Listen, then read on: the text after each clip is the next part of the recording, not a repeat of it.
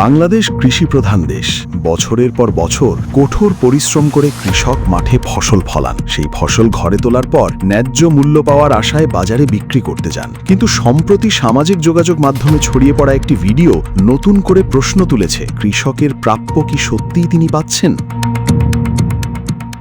Viral ভিডিওতে দেখা যায় এক কৃষক তার উৎপাদিত ধান ক্রেতার কাছে বিক্রি করছেন।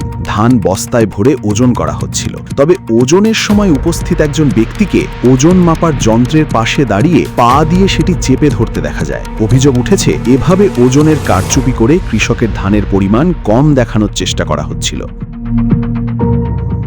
ভিডিওটি সামাজিক যোগাযোগ মাধ্যমে ছড়িয়ে পড়ার পর নেটিজেনদের মধ্যে ব্যাপক ক্ষোভের সৃষ্টি হয়েছে। অনেকেই মন্তব্য করছেন, কৃষকের ঘাম ঝরানো ফসলের সঙ্গে এমন প্রতারণা কোনোভাবেই গ্রহণযোগ্য নয়। কেউ কেউ সংশ্লিষ্টদের বিরুদ্ধে কঠোর তদন্ত ও দৃষ্টান্তমূলক শাস্তির দাবি জানিয়েছেন।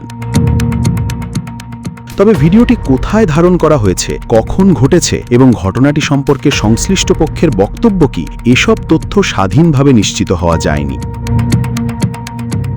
একটি ভাইরাল ভিডিওকে কেন্দ্র করে ওঠা এই অভিযোগ আবারও কৃষিপণ্য কেনাবেচায় স্বচ্ছতা, সঠিক ওজন নিশ্চিত করা এবং কৃষকের ন্যায্য অধিকার রক্ষার বিষয়টি সামনে এনে দিয়েছে।